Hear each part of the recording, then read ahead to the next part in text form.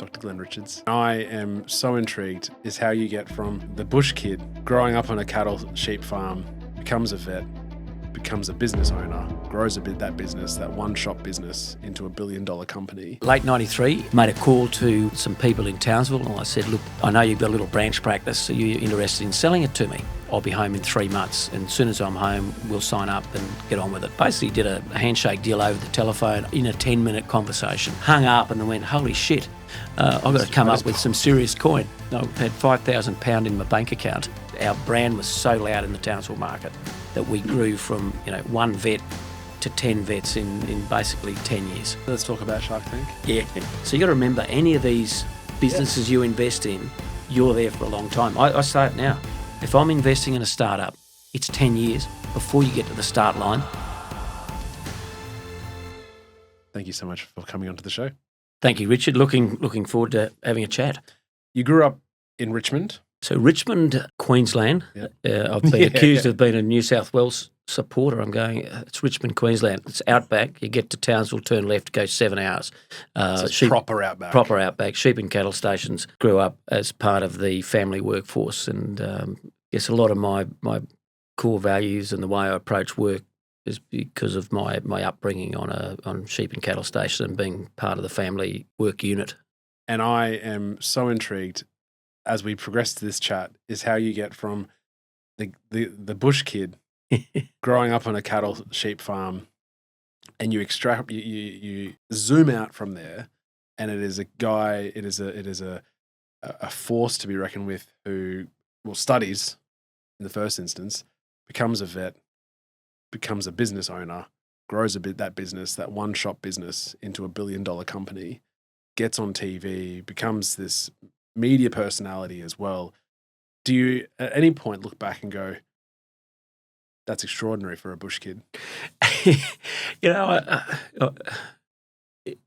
think there is a little bit of having a chip on your shoulder when you I went to boarding school and then on to uni, but you have a little bit of a chip on your shoulder. I still remember as a 12-year-old, my uncle, who was a very smooth lawyer in the heart of Brisbane, said to one of his friends as I was visiting their house on the Brisbane River, and said, "Oh, this is our country cousin, the hick from Western Queensland."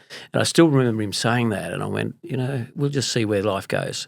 And I think there is a little bit of that. You grow up in the country, you learn to adapt.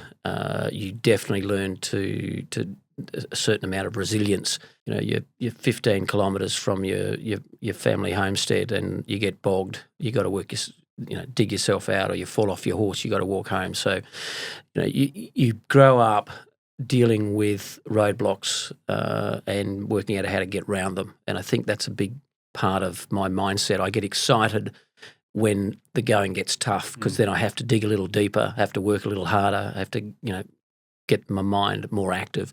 When things are cruising, that bothers me a lot. So I do like a challenge. Do you think that the skill set of, I guess, call it country folk, the bush, is underestimated by the city? Oh, absolutely. And look, what is it now? 96, 97% of the population live on the coast. And when you meet country people, they're very relaxed. They're very down to earth. They have a wonderful lifestyle, but it also is very tough. So they've grown up and live, I guess, a lifestyle that's on a day-to-day basis. You're having to think, hard pivot, and work hard and get around roadblocks. And to take that into life and business has been a great opportunity for me. And I think big part that I see is for anyone is there's opportunities that go past your front door. You just got to recognise them and be willing to get out of your comfort zone. So, going to boarding school, our teachers there always put in our heads that you will be going to university. Yes, you may end up back on your family property or your family farm, but you will go to university.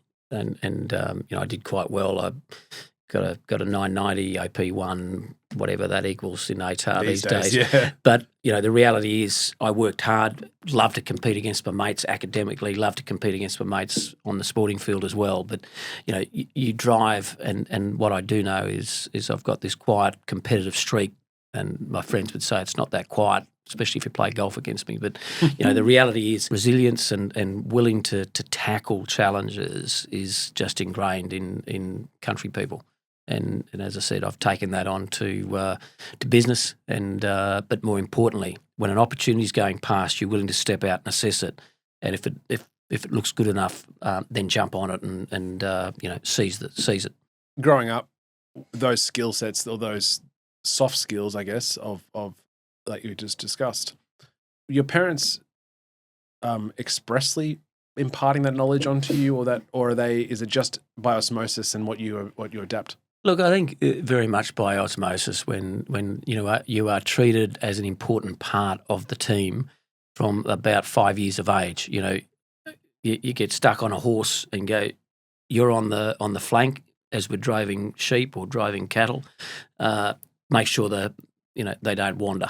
And so, as a 5-year-old with a blowflies and hat stuck on you, and long sleeves and dust billowing around, you just sit there for hours on end following sheep or following cattle. No other option but to absorb that, right? Exactly. Wow. So one is the respect of your siblings and your parents because you're such an important part of the workforce, and two, there wasn't any. No, I'm not working today. You just put your boots on and went out and Dad would keep me home from school for a day when there was when shearing was on or there was a big amount of cattle work to do, and you just do it and you wouldn't question it. So it was, you just respected as part of the team, and that's growing up, that's what you see with that sort of work environment.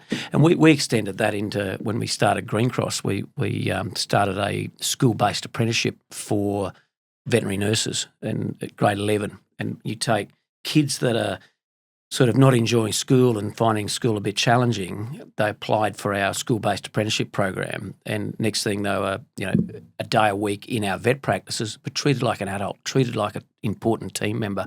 And it's that same approach, I think, with life. With kids, just need to be challenged, to feel valued, and the respect of other people around them. And I think we can go a long way to improving some of our issues with our youth by giving them more challenges and more respect.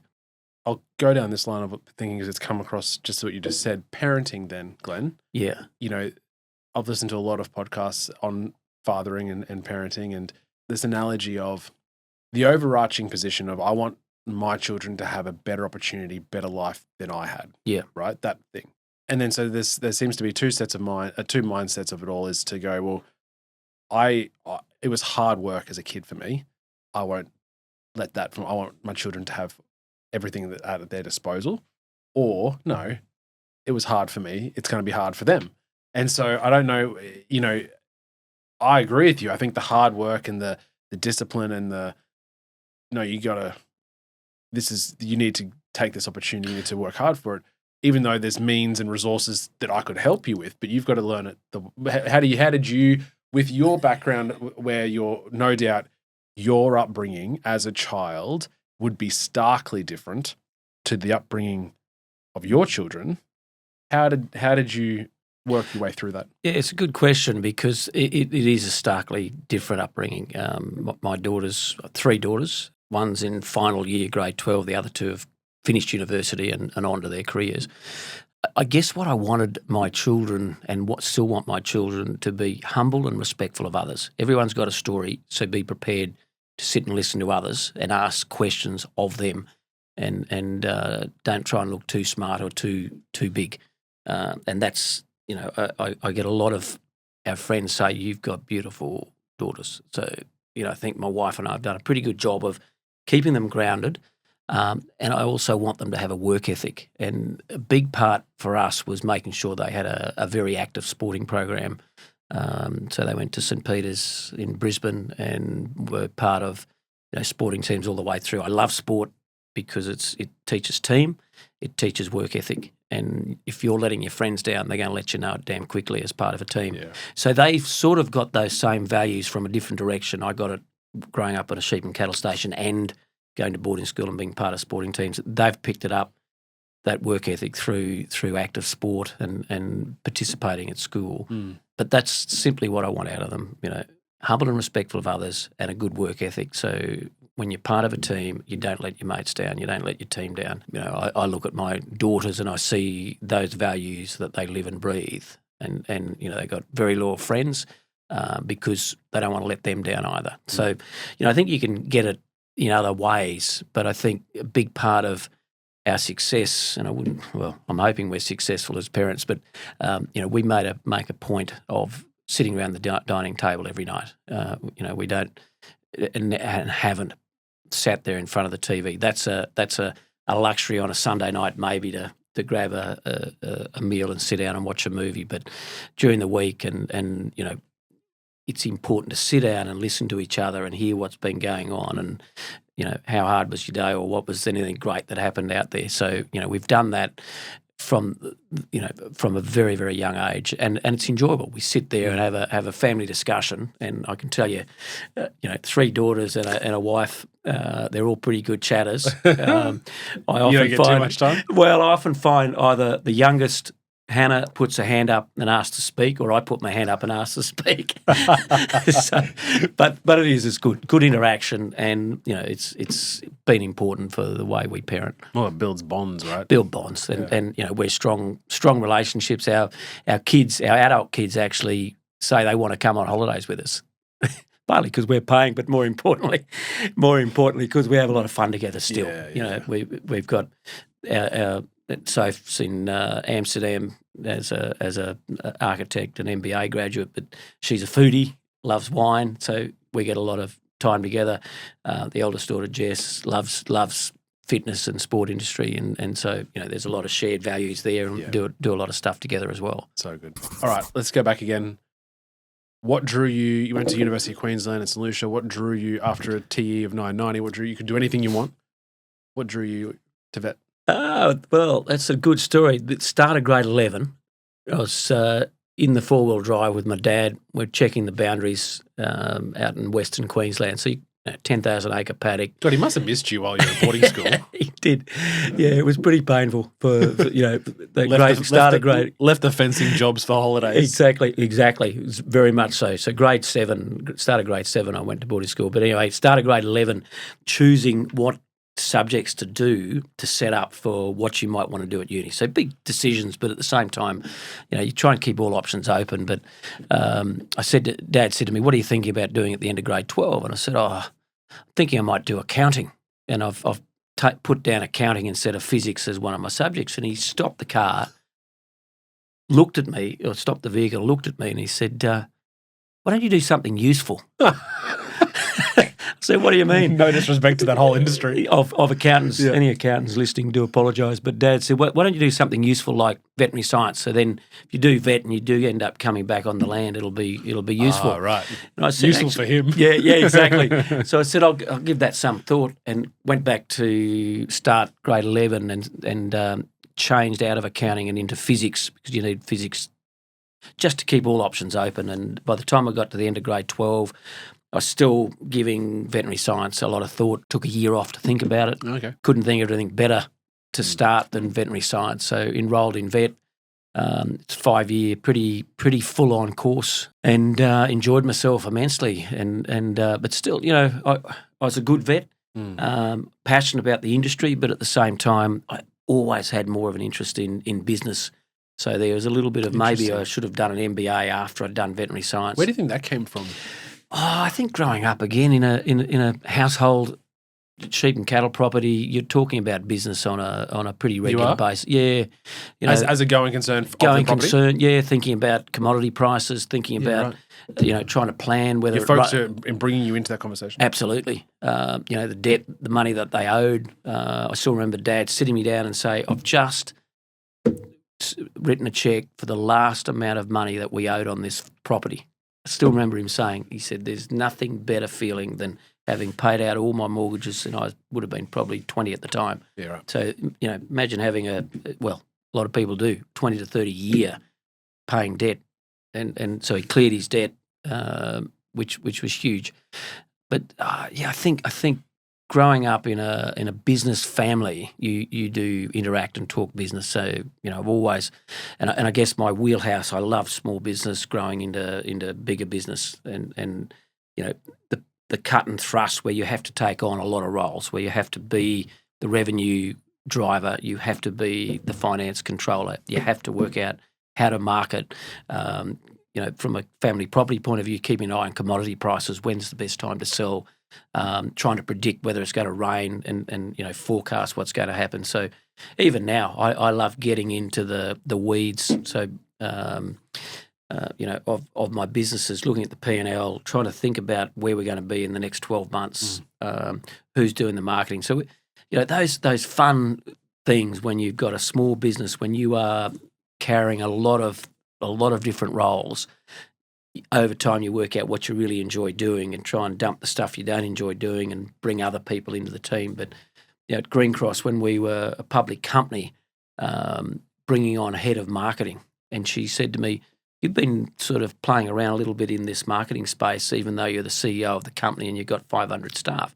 I said, "Yeah, I've put my bit in because I still think I understand the customer well as the CEO. I still think growing up in the veterinary industry as a vet, I understand my pet owners, so I'm allowed to be part of the marketing team. You're just more disciplined than I am." But I think it's a hats off to your parents because, and I obviously couldn't tell you what it's like at every other property family unit in Western Queensland, but they could have just treated you as help, and not brought you into those conversations and have those conversations once you've gone to bed and, you're not exposed to those elements of running this massive, this family business. Yeah, I think it's how I treat my own kids. That they're part of people your family unit. You respect them, you respect their opinions, and you use them as sounding boards. And that's a little bit, I think, what I grew up with. Yeah, and I do that now with my wife and the kids, and just vocalize things because we all know once you start talking about something and try and explain what's going on and try and, I guess, mentor yourself in solving a problem, and you talk about it, with people that are close, it helps you solve it, and they then become part of your sounding board and maybe throw some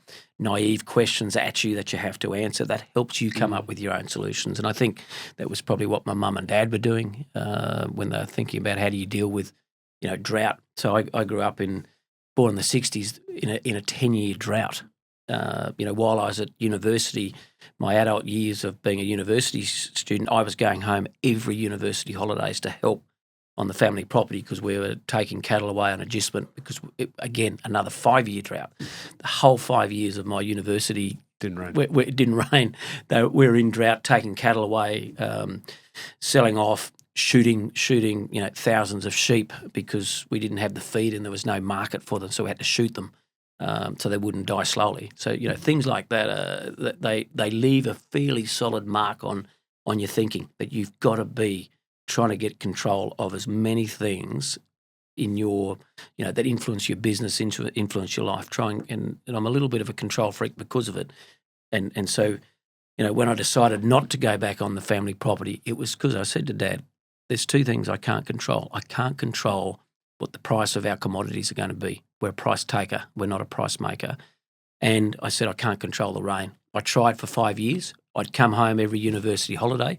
You'd leave me, over the summer period to keep an eye on things. I couldn't make it rain. So what I've worked out is I can tell you in a veterinary practice, in cats and dogs, in companion animal practice, I can predict my income 12 months out, if not 2 years out, within about a 5 to 10% margin of safety because it's so safe. All the variables, Yeah, you're controlling as many variables as you can.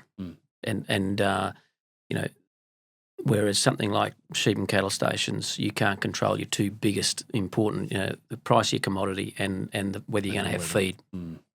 You graduated and then found yourself over in Europe and the UK for a couple of years? Yeah, so I finished veterinary school, did a research master's in Townsville at James Cook University in cattle reproduction.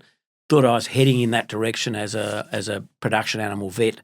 And when I finished my research masters, cattle prices were very low. Cattle producers weren't really spending money on consultants or on production animal vets.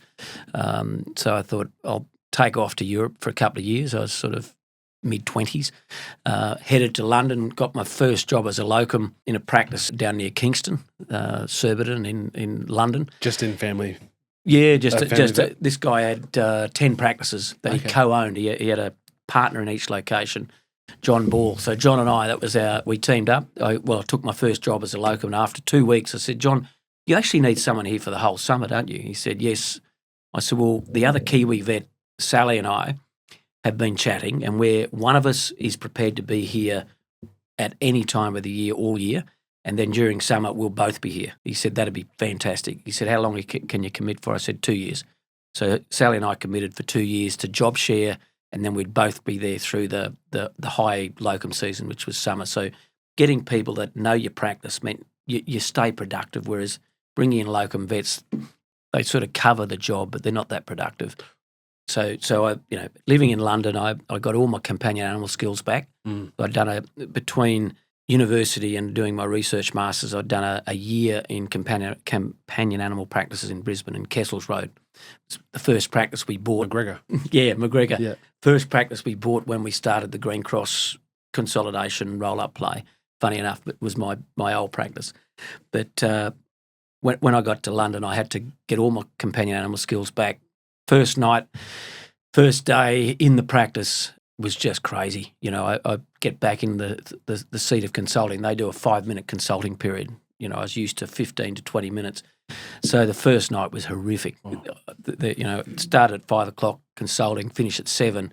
I think we finished at 9 because I got so far behind. All the pet owners are agitated. I just knew I had to pick those skills up damn fast. Was there any difference in how companion vet practices operated in the UK versus in Australia? Oh, look, I think it was at the time the depth of how pet owners treated their pet. The UK, I thought, were way in front of the anthropomorphic position. So anthropomorphism, treating pets like humans. And definitely, the pets were living in the households, if not in the bedrooms, with pet owners.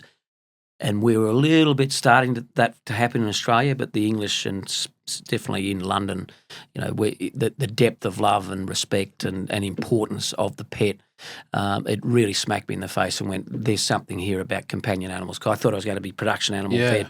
You make pretty commercial decisions about animals, whereas this was seeing the pet as a family member and living and breathing that for 2 years, and also seeing some interesting models of putting pet stores and vet clinics together with pets at home and their vet clinics. I thought there was a seriously interesting commercial model that we needed to, or I needed to pursue when I got back to Australia. And then you made a call late 93. Yeah, so that was late 93. I'd read a lot of books on running business and I'd dusted off some of my old books on running veterinary practices from a business point of view. I'd regained my surgical skills and consulting skills and medical skills as a companion animal vet. Made a call to some people in Townsville, and I said, look. Why there? Because I'm a North Queenslander, I wanted to be close to the family property. I was still thinking maybe I'd end up on the family property, but I was going to go to owning a vet practice first and then maybe sort of drift back. But I wanted to be close to my parents. They were 7 hours from Townsville. That was close. That's down the road. Down the road, basically. You can get home for the weekend. It's used to drive out. But so Rain, Carol and Michael, they're actually vets on the Sunshine Coast now. They were looking to move, and rang them at the Currajong Veterinary Hospital and said, look, I know you've got a little branch practice. Are you interested in selling it to me? That was the first question you had? Yeah. And they said, oh, look, we actually are about to put the main hospital and the little branch practice on the market. I said, oh, who knows that you're going to sell? They said, no one. We haven't. We're just thinking about it, but we have put some work in. We've got a price in mind. I said, well, tell me about the practice. A number of clients in the deck, revenue. So they wanted to sell the whole practice, the goodwill and the real estate, and gave me a price. So after about 10 minutes of chatting. Freehold as well. freehold as well. Yeah, right. So they gave me the number, and I went, that's actually seriously reasonable. They said, yeah, we want a sale to get done fairly quickly. And I said, so no one else knows? No. I said, look, based on what you've told me, that's really fair. I'll meet your price. Get working on the legals, and I'll be home in 3 months. And as soon as I'm home, we'll sign up and get on with it. So we basically did a handshake deal over the telephone in a 10-minute conversation. So the classic, testosterone fuel male in their mid-20s going, yeah, let's do it. Hung up and then went, holy shit, I've got to come up with some serious coin. I had £5,000 in my bank account. Yeah, right. So next phone call was to the banker dad. Mm-hmm. So rang dad and said, listen, are you interested in backing me into my first practice in Townsville? There's also a freehold. Yeah, and there's some land involved. And he said, look, I am interested, but I want to understand what you're up to. Can you put a business plan together and then sort of run me through it? And if it makes sense and I know you're not going to go broke, then I'll guarantee some bank loans and I'll lend you some money as well. Yeah. And so about a week later, jumped on a train in Moscow, heading home overland back to Australia. And so we were going on the Trans-Siberian Express from Moscow to Beijing, and that took a week. So I set about writing a business plan. Had to do some serious drinking with some Ukrainian traders on the train, and every night we're having a few vodkas, and I'd go back and continue to write my business plan. And so by the time I got to Beijing, I'd had a week of writing and drinking vodka and thinking about life and having just I guess reflection time. I'd gone from writing a plan to buy one vet practice in Townsville. I'd merged with a plan to dominate the vet industry in Australia. Gee, that would have been some good vodka. So the vodka was great, but look, it was a plan that was called, the business was going to be called Greencross. The ambience of the brand was sort of outlaid, high quality, bigger teams, lots of education, a lot of support, running a vet practice with a lot of business discipline, making sure we're marketing, engaging with clients, doing high level of quality veterinary surgery, looking after team. We had the highest suicide rate of any profession, and that was going to be part of it, making sure we were supporting our vets to not get too emotionally fatigued, lots of skill development and lots of, making sure holidays were taken, all those normal things that you should do as a good business owner. So by the time I got back, I'd mapped out this sort of vet group that we would have right across Australia. It was really, originally I was going to develop a franchise, do our first one in Townsville, and then use that as the model to be, a franchisor. By the time we did Townsville, I realised the rest of the veterinary profession weren't not interested in a franchise model because they knew everything. It was baby boomers and they knew everything about running vet practice. So what we eventually did with Greencross was a corporate model. So I teamed up with some vets from Brisbane, John Odlum and Keith Knight, and Steve Coles from Melbourne, basically merged together.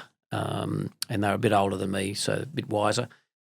We merged together and then merged with a group that were trying to start a roll-up but that had no idea how to run vet hospitals. So we merged this whole agenda together, and me being the youngest, they said, you're going to be the managing director and you'll have to move to Brisbane. So we were in Townsville at the time and had done 15 years of practice ownership up there, but moved to Brisbane and kicked off the big Greencross. But that business plan I wrote on the Trans-Siberian Express was the foundation to when we did Greencross, the big version of Greencross. But I still had 15 years of living and breathing and growing from one vet practice to 5 in Townsville, opening 2 vet practices in China with my mate from England, John Ball, who I'd worked for as a locum. So what I see and a probably strong part of my strength in business is collegiate approach, collaborative approach. Don't have to be the dominant player, just have to be good at bringing the parties together, using influencing and I guess inspiring sort of approach, big vision, bringing the right people together and getting on with things. you've skipped through 15 years of just of life and Well, development it's in about all easy. 2 minutes. But 15, actually, I do look back and go, you know what? I was in the trenches because they talk about, Malcolm Gladwell's success book says you got to do 10,000 hours. Yeah. I did 15 years in the front line of a vet hospital, grew it from 1 to 5 in Townsville. Townsville was fabulous because it's a small ecosystem. So you could test stuff in that. We're on TV, we're on radio. I used to do talkback radio every week. We sponsored stuff. We sponsored Bluey for the Cowboys, and when Cowboys first kicked off in Townsville. Yeah. So we tested a lot of stuff from how to drive revenue. We tested a lot of stuff around how to support our teams. We tested stuff on how to look after our pet owners better, and we had a really impressive veterinary group, and we dominated. Even though we were new to and late to the game in Townsville, we dominated. Our brand was so loud in the Townsville market that we grew from 1 vet to 10 vets in basically 10 years. Okay, so many questions. Why originally did you think, with that experience from the UK, I would like to go and buy a business rather than I'm going to Townsville, I'll just start fresh and do my own thing? I knew I still had to do the hard yards. I was sort of 25, 26 years of age with no real business experience. So I knew I had to do time at the coalface. Townsville, I'd spent time there doing my research masters, loved Townsville, and I wanted to go back there. My parents were North Queensland. I guess it was familiar, so I could, if I owned a vet practice in Townsville, I knew we could get it up and moving fast. We could, present ourselves fairly loudly in that marketplace. As against starting your own, the time that it would take to bring it up? Correct. So, when you buy someone else's goodwill and then convert that goodwill solidly to me, I reckon gave me a good 5 years advance. Yep. It would have taken me another 5 years to get to the same spot. So we paid someone else for their goodwill. They valued it very fairly. And then it helped me launch. So within 3 years, I had 3 vet practices. I'd gone from 1 to 3. And so when you did go that 1 to 3, are they acquisitions as well, or are they? They were new openings in greenfield locations that complemented the core base. So the core base could carry the expense of opening. We're at break even in both those within 12 months. But a lot of crowded marketplaces, you might take 3 years to get to break even. But we were there fairly quickly. Townsville, plenty of vet practices, but still room to open a greenfield. If I'd opened a greenfield from day one, as I said, I reckon it would have taken me another 5 years. And I look back now and go, that it was the right move. I had a very profitable business. Within 12 months, I doubled my profit, 30% jump in revenue. I'd sacked all the bad clients, and I'd gently and steadily raised fees and raised service expectations with our pet owners. So quickly I was getting people walking in saying, my neighbour said, you're the new young vet here. I've coming along. So I was getting so much word of mouth recognition that, I still look back now because as soon as I got back, I kicked out. We used to have cards that you'd write all your notes in, and I changed over to computer systems within 3 months of owning my practice. So I could see. It's in the 90s. Yeah, in the 90s. 94, we introduced Vet Aid, it was called, and which is now RX Works, which is the dominant player in Australian veterinary practice software. But it was, I put a full lab system in rather than sending my lab out. So in the space of 6 months, I'd computerised and brought in the latest clinical technology to support my pet owners. So, embrace cutting edge was what we're about. Didn't know if I could afford it or not, I just did it. And then I'd do the maths afterwards.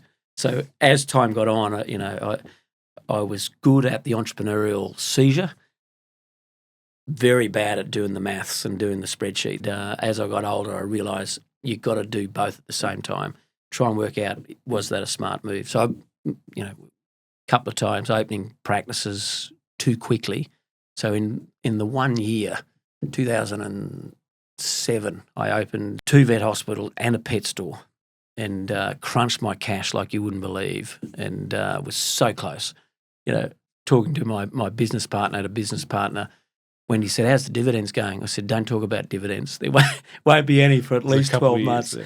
But I said, "We're growing and we will make it." We'd maxed out our credit cards. I stopped paying my BAS statement, my GST, for a year, and so I used, very nice of the tax department. So I used them to fund. As a bank. Yep. Yeah, and it worked. They when they rang me, they said, "Look, you haven't paid you're about 9 months behind on your payments of GST, BAS." Are you condoning this behaviour? Not at all. and to be fair, the ATO now are really tough. They're nasty. But back then, I had a woman ring me from the tax department, said, "You haven't paid. You owe us about $150,000. What are you going to do about it?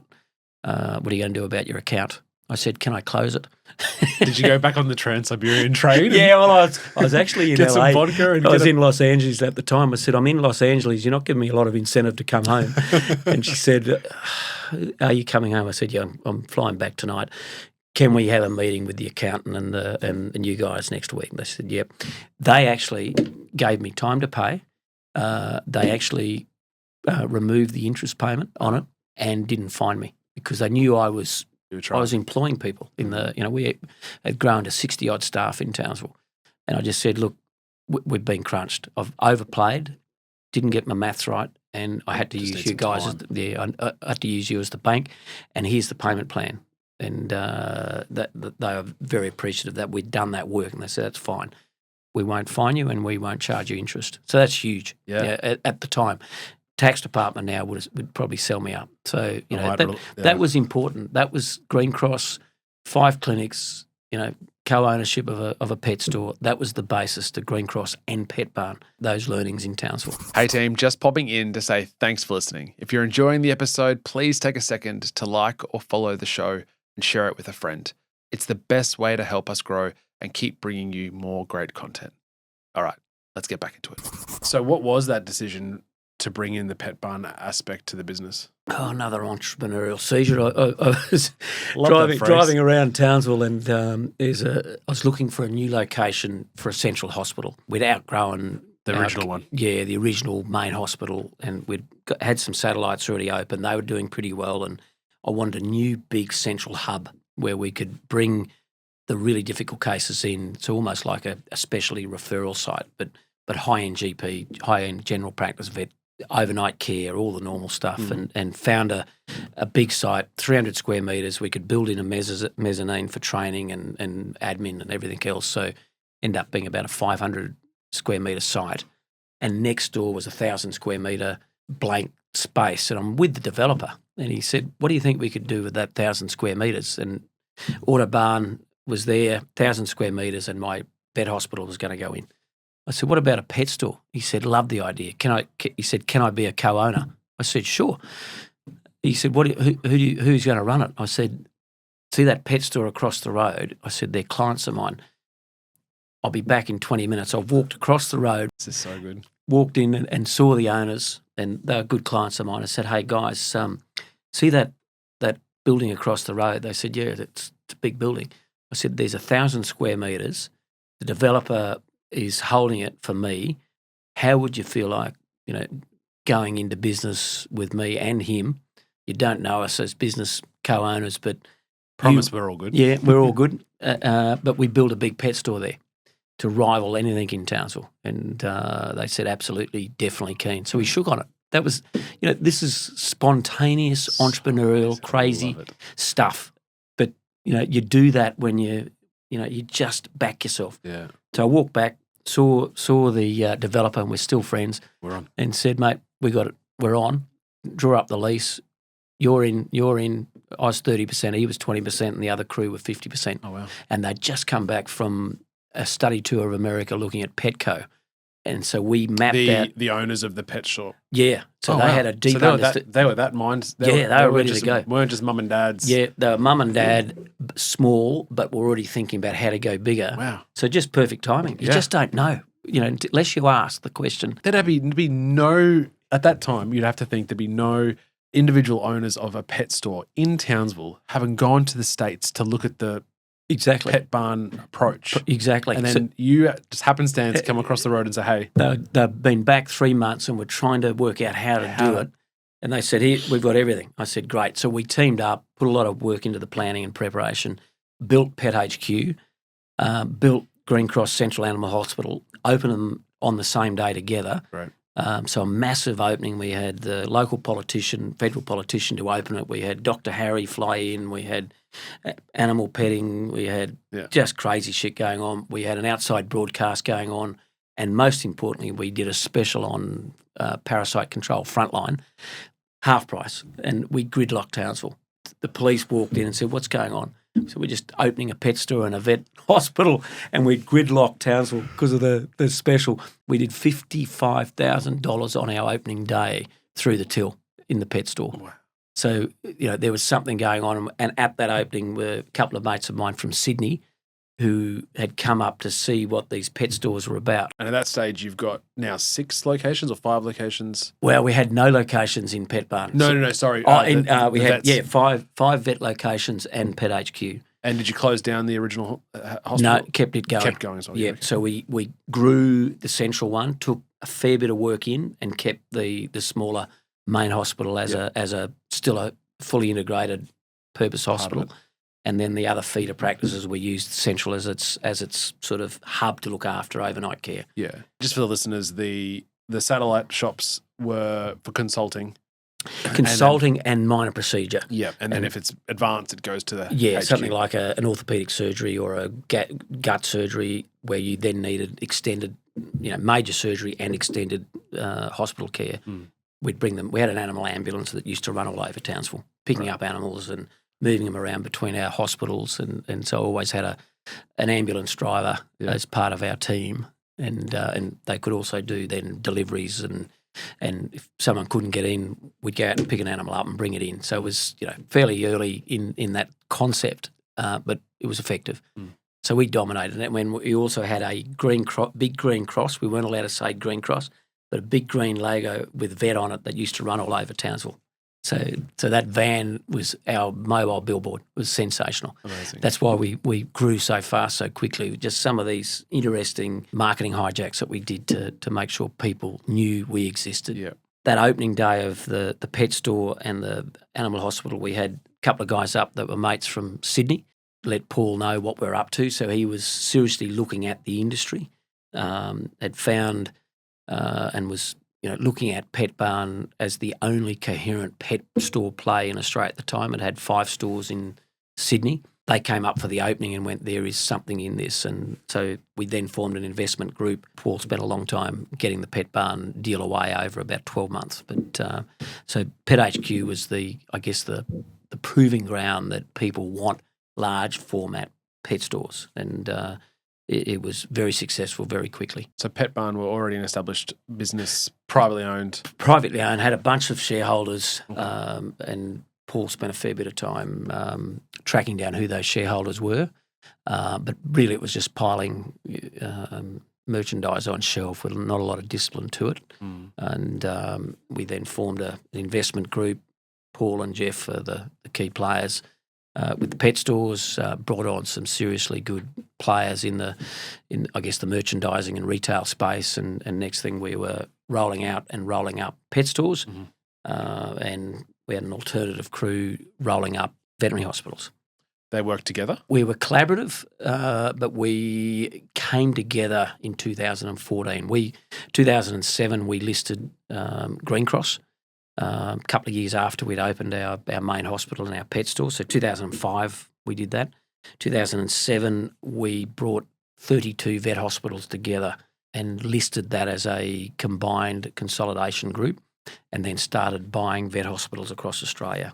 So we started with 32. Petbarn launched. We got ownership of Petbarn in about 2006, and we started rolling up and then rolling out large format pet stores, and they went along in collaborative relationship, but very much in parallel across Australia. So about 2014, we were crossing over a lot in suburbs across Australia. We then got the two boards together to have a deep conversation around the logic of bringing together pet stores and vet hospitals. Retailers really good at entry level, creating foot traffic, vet hospitals of deep, loyal relationships. And then we were also at the time buying up specialty and emergency practices as well. So we had a fairly, integrated vertical play going on with for pet owners, retail, veterinary services, grooming, and puppy preschool and everything else we used to do, and then we added in emergency and specialty care. Take me back a little bit. When you were in Townsville, you had the one practice, and I think actually we spoke about it at coffee a few months ago, that you were 3 times as efficient as the next vet in the business. Practice. In the practice. And I think that's probably not unusual for service-based businesses. At what point did you say, but this is obvious, and I appreciate you had this, the Trans-Siberian business plan in your mind, but at what point did you say, okay, I'm working too much in this and I need to actually step back? Because when you step back, presumably the practice itself goes backwards for a short period of time, no? I think the thing that really smacked me was when I got married and took 3-month honeymoon and put a locum in to replace me. In fact, I put 2 locums in to replace me when I went away for 3 months. The practice went back 30% while I was away. Top line, 30%. So I realised the practice was and I had 5 vets at the time, and the practice went back 30%, even though I'd replaced myself with 2 locums.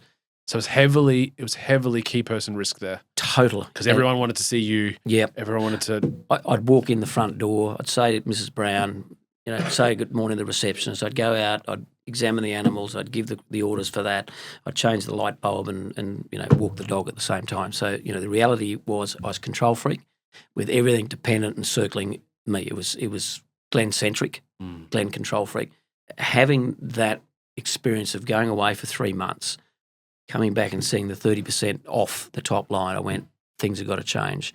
I brought a consultant in, Michelle Church, to be a consultant in systematising and getting the practice away from being centric to me to being pet owner-centric and employee-centric, so that they could coexist and evolve way past Glen Richards. And that was a really important. So the whole team then got involved in writing a procedure manual for how to run our practice, everything from marketing through to how we cleaned out a cage.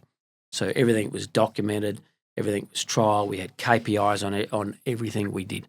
And that took about 18 months to really get a good working manual, and then those KPIs we monitored.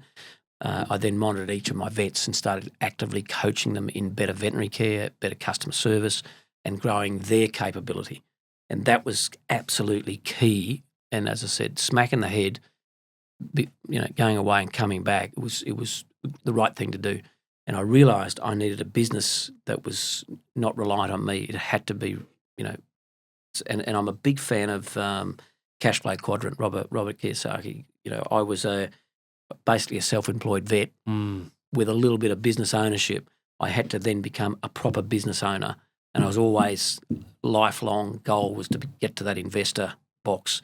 But you start out as an employee, you become self-employed, you become a business owner, and I was still somewhere stuck in that self-employed, but I was still the business owner, and I had to move all of us into the business owner box that said this business was not relying on me. It just so happened when I was a clinician working as part of the team, I used to separate my time 2 to 3 days as a clinician and 2 days working on the business. So doing stuff, analysing, looking at the KPIs of my individual vets, coaching them, teaching them how to do orthopaedic surgery or teaching them how to do cesareans and high-end gut surgery, those stuff that makes them more productive. So it was partly skill set and partly mindset that we were working on in the clinic. And still remember one of my vets saying, I'm watching my KPIs now. I don't want to be last. Are you communicating to them at that relevant time? Because before the honeymoon, you're Glen Richards crushing 5 days, 6 days a week. And then there's a seismic shift to go, actually, I'm now pulling back a bit so I can work on this. I think it was a double whammy. When we went off on our honeymoon, I was also pretty exhausted, emotionally and physically fatigued. So I got my mojo back, which then gives you time to step back and think about the business. And I think that was an important sort of hiatus, having 3 months out and then coming back and looking at it with a far more, how do we now intentionally transition this business away from me as the key person, and we share all that risk across all my vets. And we then grew a bit faster, coached more Not vets. surprisingly. Yeah. And then I guess empowered my 10 vets and my practice managers as well. I put on a financial controller. I put on a practice manager. I was doing those roles. Right. I was doing my own bookkeeping up till that time. Yeah, I was doing wow. my own marketing. So practice manager took on marketing and day-to-day admin. My financial controller then took on, looking after the books and helping me predict where we're going. So a couple of key hires at the same time. Fast forward then, at what point is the decision to go public? Look, there's always these, I think, events that happen that force you to change your thinking. There was a massive cyclone hit Innisfail. I don't even remember the name of the cyclone, but it was around about 2005 maybe.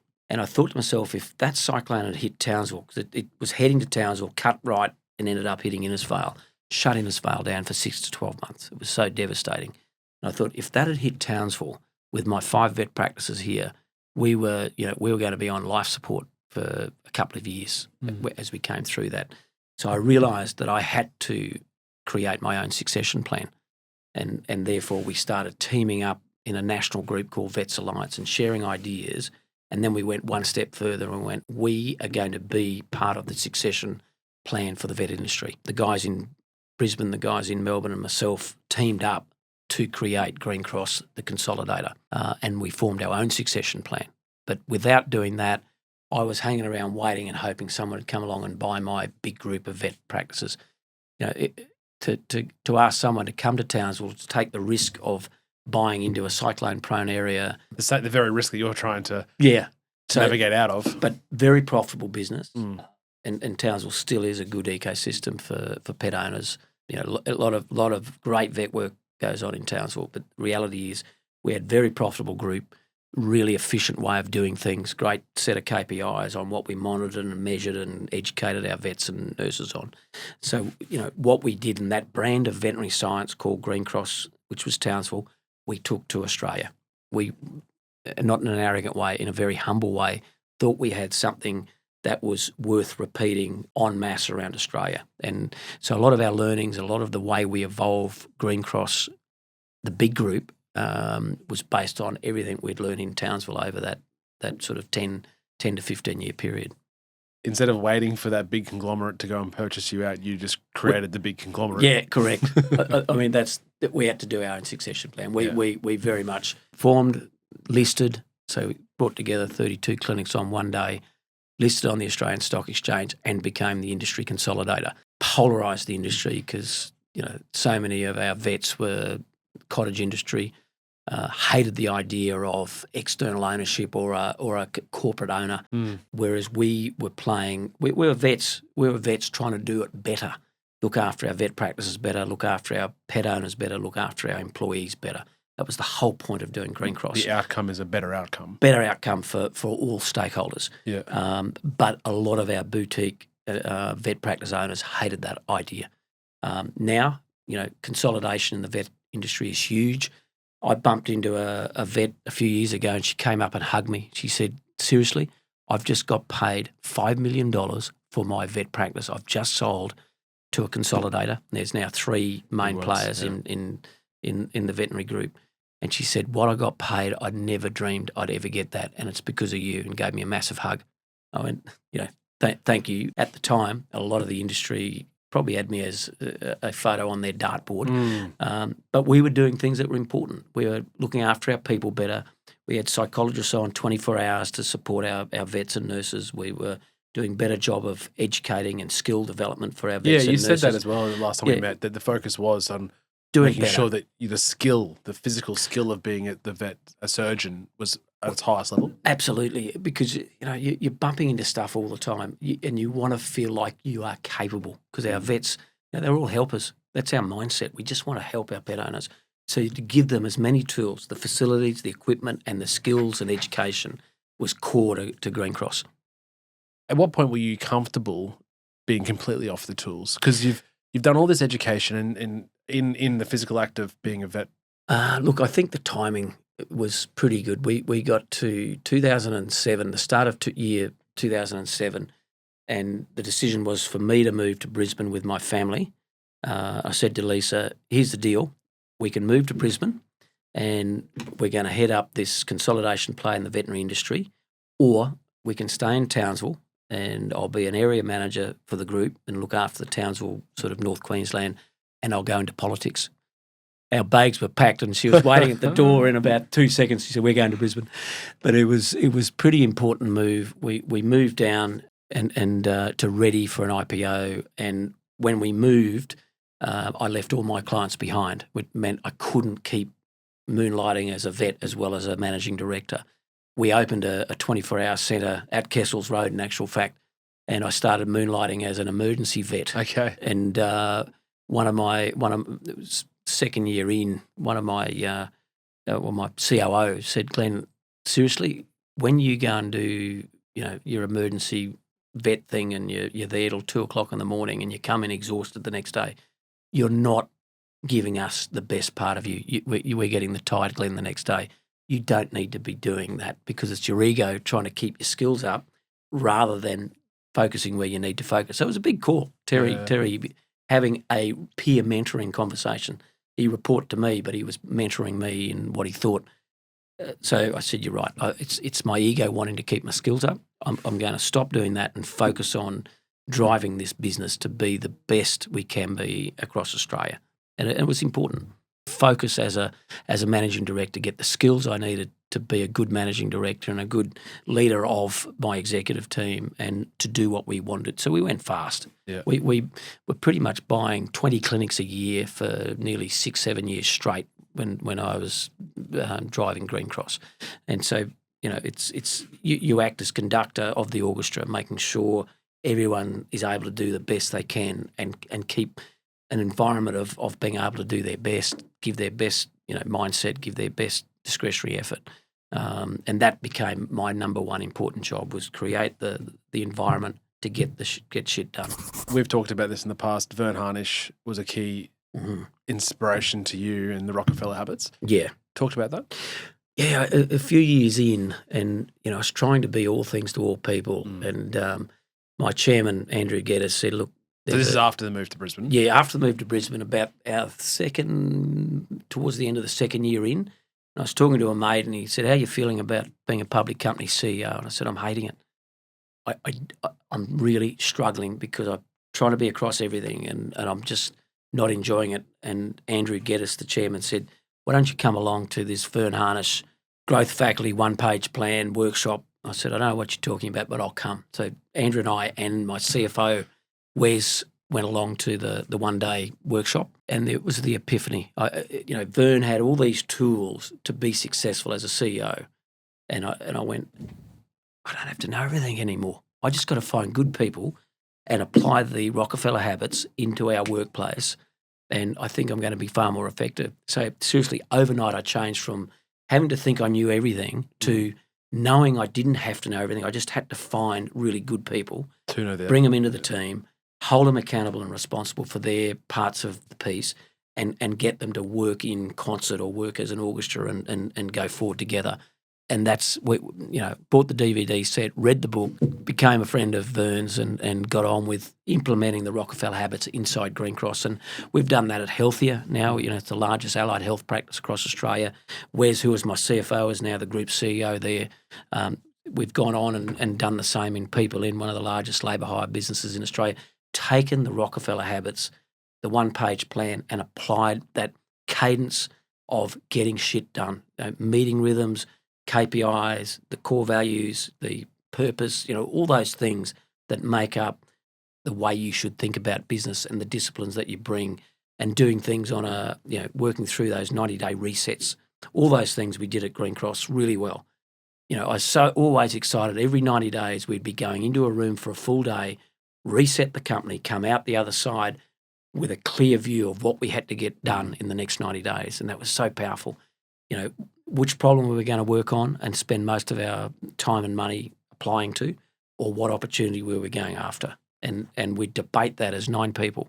in our strategic resets. As I said, every 90 days, start the day, critical issues for the company, critical issues for employees, critical issues for pet owners or clients. And then whatever came out by the end of the day was the number one roadblock or the number one opportunity. That's where we'd think about how to apply our resources of time and money to those who would head up and lead that project and how long it was going to be to achieve it. So, who's doing what, when, and why. So it was just so powerful. So we had this cadence of getting stuff done. I just love it. And I'm a huge fan of Vern's, and I've read his books, and the fact that you've been in the same room as him, and it blows my mind a little bit. But then talk to me about your exit from that group. Yeah, so we in 2014, logic of merging a retailer and professional services together, Petbarn and Greencross. That's not nothing. No, and I was in both camps. I was on both boards, running the veterinary group and being a director of Petbarn. And the logic was to work as collaborators. So my mate Paul was running Petbarn, Jeff was executive chairman, and the industrial and financial logic of putting together looked to make sense because we were a listed company as Greencross. Petbarn was co-owned with private equity at TPG, so it was a way for them to exit as well, to backdoor it in or to merge with a public company. So we merged. The deal was good? Look, the deal was good. It drove the share price pretty quickly. Everyone got excited about, we had a Petbarn, the funnel of pet owners and plenty of growth opportunity for our pet stores across Australia. We merged. Greencross share price was about $5, $6 at the time. So we were doing well. We were successful. And then our share price shot through over a 2-year period to about $10.60. So it got way beyond, it's a sensible valuation. Everyone got excited about what we're up to. The demand was much higher than should have been. Exactly. And look, slamming two great businesses together should have made an exceptional business. What happened was the culture suffered because we were trying to work out how to run two businesses. I stayed on as running the veterinary group. Executive chairman became the group CEO, and he had a very strong view that we should totally integrate the two teams, whereas the board had originally said we just should run along as collaborators. Under the one umbrella. Yeah. And sort of work collaboratively but keep them fairly independent. Rightly or wrongly, we slammed it together. We lost a lot of good people because it's way too competitive in the leadership team. I eventually put the white flag up and said, I think it's wrong the way we're approaching it, but I don't know if I'm right about this, so I'll just move on to the board and exit the management team. So I did that. So 2015, found myself as a non-executive director of the company I helped to found. Yeah. How was that? Yeah, that's really hard. As a founder, what I should have done was probably sold all my shares and walked away. But when you think things are going wrong, my personality type is I can't let it go. So again, rightly or wrongly, not sure, maybe I should have just walked away and let's see what would have happened. But, we pushed hard. We did some big deals. We pushed our balance sheet a little hard. We eventually had to make the decision that to give us more breathing room for growth that we should sell to private equity and delist. So we eventually sold to TPG, delisted the company. Who was the P&E before? Yeah, so they'd sold out and then came back and bought it all back again. And look, it helped reset the balance sheet. It gave it a lot more breathing room than being a public company without all the eyeballs being on it. It gave it time for some of those pet stores that we'd opened that weren't performing to actually become cash flow positive. But basically, we backed off on buying more vet hospitals when we should have gone twice as hard. We opened a whole bunch of pet stores fast because we're trying to compete for real estate space when there are other players in that pet store space. We opened stores that took a lot longer to perform than our original models. Do you think that's because he had come from that retail side? Yeah, exactly. There was a bias. There was a bias in the leadership team that retail was where it should play, and so we underinvested on the vet store side, vet practice side, and we pushed harder on retail. Anyway, we can debate all we like, but it's a very successful business. That current owners have done a great job of getting it all moving again, and it's doing really well. And I gather it'll probably come back on the market sometime in the next year or two. But the pet stores are going really well. I still think they probably underinvest a bit in the vet hospital side. There's two major competitors now in the vet store side when we probably could have kept an eye on that competition and made it a little bit harder for people to compete in the vet hospital space. But you look back now, no regrets. I've had a wonderful 10 years since then of evolving as a board member. Eventually, when we sold that, I exited completely, and I've spent the last 10 years evolving as an investor, help evolve the largest group of allied health practices in Australia, help list a labour hire business that's now number one, if not number two, in labour hire across Australia, help seed a whole bunch of early stage companies in health technology and food technology. So I'm having a lot of fun. And I've had, time with my family. When I moved out of the management team and was spent in 2015, I said to my daughter, who was about grade 3 or 4 at the time, you want Dad to get involved in any sport or anything? She said, all I want you to do is, can you go on the roster at Kiss and Go? Help drop off and pick up kids, that Kiss and Go as the parents funnel through and you throw them in. So I did that for a year. I was on the roster for Kiss and Go. So that was going from a corporate player that was on a plane, every other day going around Australia. I was, platinum in 2 airlines for about 5 years straight to being the Kiss and Go guy. Cheers, they ground you for sure, right? Exactly. 2 leadership lessons on the top of your head from that whole experience with Greencross and Petbarn? Don't let your emotions crowd your rational thought process, and you have good mentors around you to smack you over the head. Looking back now, I think we would have done the merger a lot better and being a lot more thoughtful and in the way that evolved, and I would have had probably less emotion and more rational approach as I do these days as a chairman and a board member. But I was too close to it. Yeah. So good mentors around you, and don't lead with emotion. When you're emotional, go off for a very long run and come back and deeply think about it in a really intentional way rather than lash out. Finally, let's talk about Shark Tank. Yeah.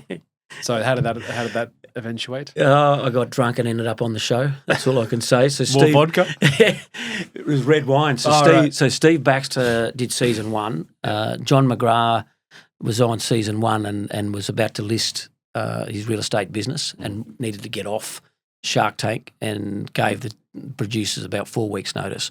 And so the rest of the Sharks, Janine and Naomi and Andrew, everyone was hunting and looking for someone to replace John.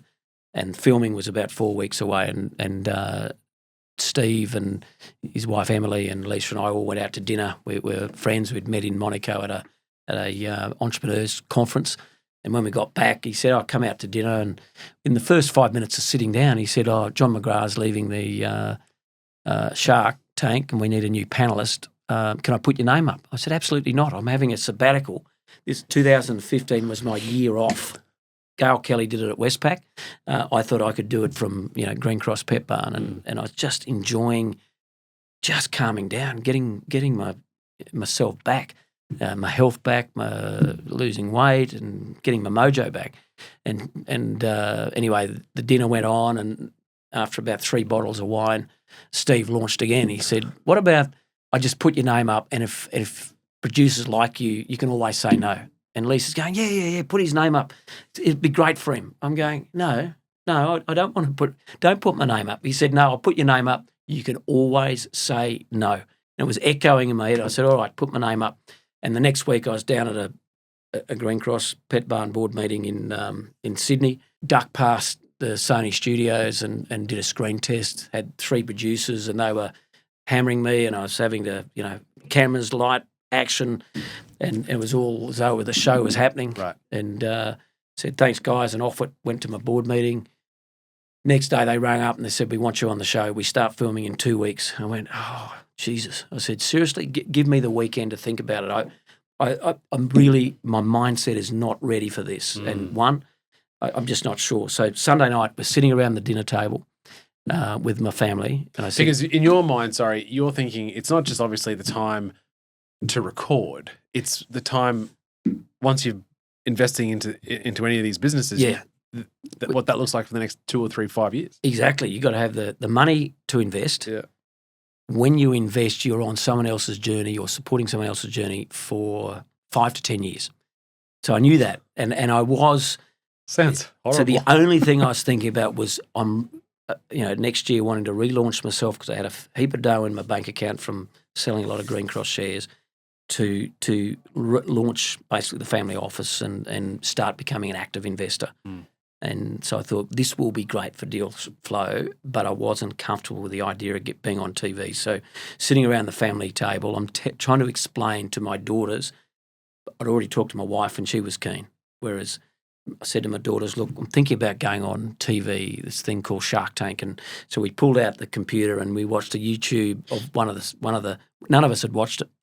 Funny enough, they'd already done season 1. I hadn't seen any of it. Right. And so they want me to be one of those guys. Yeah.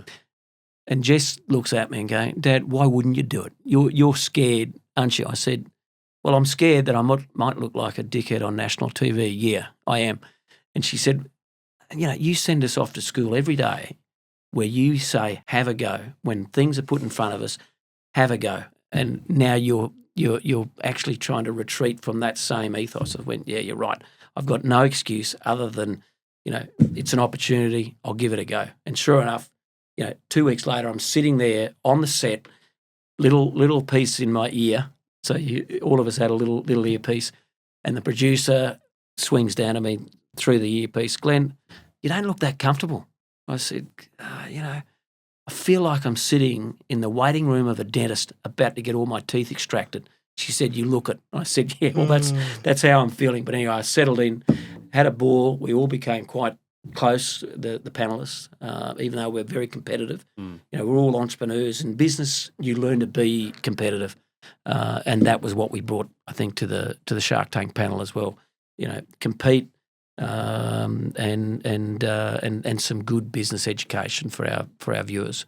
Out of that experience, any businesses that still resonate with you? Oh, look, I've just sold out of my Monday food company granola business, and Indy came on TV. All the other panelists said no. Got to meet. I'm seeing an entrepreneur passionate about a product, fantastic at new product development, who actually needed a good mentor, understood business, and needed an investment to really kick things along. So we invested $100,000 into her business. She just bought me out at the start of this year and paid me, 8 times my money. And, she's done well. We mentored and support her through a very long journey. I think that's been 10 years. All right.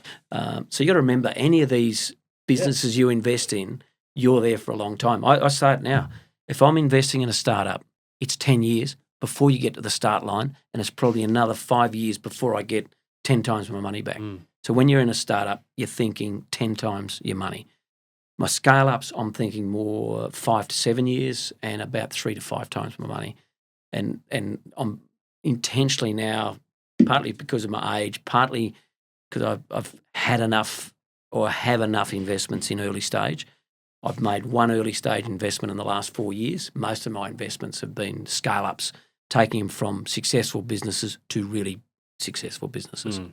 What does the next sort of 5-10 years look like for you? Yeah, I turned 60 this year, and it was a good time to reflect on what's been working, what's not. I love working with founders and entrepreneurs. I really am passionate, and it's not a hobby, because I think that just isn't being fair. Business is serious, business is bloody hard, but what I really do enjoy is getting involved in business with founders and entrepreneurs, supporting them, mentoring them. So I'm what you call an active investor or an adventure capitalist, not venture, but adventure capitalist. Yeah, I love that. Because it's getting involved in someone else's journey and supporting them. And I've got 5 good companies that I'm actively involved with that have been growing slowly and growing up over the last few years. So the next few years will be continue to support them and spend a little bit more time taking time to reflect educate myself. AI is coming at us fast, so my job is to know as much as I can around AI. It's going to be like the internet. If you don't get on it now, you're going to be left behind. So continue to educate, continue to reflect, continue to mentor good entrepreneurs and founders, and look for the next business that in the next year or two that will invest in and help take on the next 5 to 10 year journey. Yeah. I love that. And thank you so much for being so gracious with your time. It's been, I've been looking forward to this for a long time, and I really appreciate it. Thank you, Richard. It's been a good chat, and really appreciate totally in awe of everything you've done here too at Thompson Legal. It's a great job. Thank you, mate. That's very kind of you. But even the small things that you've sort of put in my mind over the last little while that I've grabbed with both hands. And well, it's good to know, people like you who are very successful. You got to be mindful that you will learn something from every conversation you have, and then it's working out how you put that back into your own business, or you just park it for a little while until you're ready to bring that into your business. Yeah, I'm certainly probably in that stage now of where you were 3 times efficient and needing to come off. And I like the idea of taking it, being intentional with the day and going, well, today I'm not a lawyer. Yeah. I'm just going to be working on the business. Otherwise, you just hijack yourself all the time. Your favourite client rings, you got to take the call. And at some point, you've got to slowly wean yourself off all your favourite clients so that they're ringing other lawyers in your practice, and they know full well that you're there as the mentor, coach and support for all of your team. Yeah, love that. All right, before you go, the 5 quick questions. All right, here we go. For Dr. Glen Richards, what does success mean to you? What I really would see as success is to get to 90, maybe 100 years of age. We're all going to live to an old age, and to say I lived an intentional, impactful and full life of trying to have impact in businesses I've involved with, impact in the lives of my friends and family, and led an exciting life where I intentionally wouldn't say living on the edge, but at least it wasn't boring. It bothers me, deeply bothers me, that people get to a certain age and just then cruise till they die. I want to go hard till I'm 90, if not 100, look back and go, shit, that was a good life. I lived an intentionally impactful life with a lot of friends, family, and businesses that I've been involved with that I've helped support, and they've given me a lot back as part of that support. Well, you walk that talk right now, right? Because you could have, when you cashed, you could have just stayed on the beach at Noosa, and done nothing. But you are continually wanting to help. I think that's partly mindset. I think with a lot of entrepreneurs, they are forever having to reset and go again, reset, go again, reset, go again. And as I roll into my 60s, I've just got to be very careful that I reset and not go hard, because I think it gets so easy that you keep moving your goalposts on yourself and you will never be happy. You've got to be really careful that you intentionally work out what success and happiness is. And success for me is not about money. Success for me is about impact. And you just got to be so careful. And I know I've got so many friends that are really successful, and I think they stay agitated, and I don't know if they're really happy or not. So what does happiness mean to you? Look, I think having time. I love my running. I love spending time with friends and family. I love spending time with my founders and entrepreneurs, just supporting their job. But really importantly, I love making sure I've got time for myself, because it's so easy to fill your day so you're just busy. We've got switched on little things that sit in your pocket all the time that hijack you all day long. Intentionally having time for my friends, for my family, and for myself, and where you do feel happy, real happiness. Love that. What does a morning routine normally look like these days? Yeah, I'm at that really luxurious part of my life where I can work on my terms. So I'm chairman of 5 companies, and on the board of 2. So that's a full roster of strategic Thinking board roles. But the reality is it still gives me time, a lot of time to get up, exercise, so gym or run or And then we've started to get into the hot and cold plunge. Oh, good. That dopamine release you get with cold plunge, I have to say, it's an interesting experience. And I'm sort of thinking I'm enjoying it, but it does give you a told to buzz. enjoy it. Yeah, it gives you a buzz. So, look, health routine at the start of the day. Yeah. Janine Alice gave me that tip. She said, don't get anything in your diary before 10 o'clock. So I'm trying to live that other than my board days. Health routine, long run means you've got time to reflect and think and talk to yourself. Try not to stick a set of earpods or, so I go for a long run for an hour and you've got time to meditate while you run. And then I work on projects or clear my email inboxes and work on stuff or read.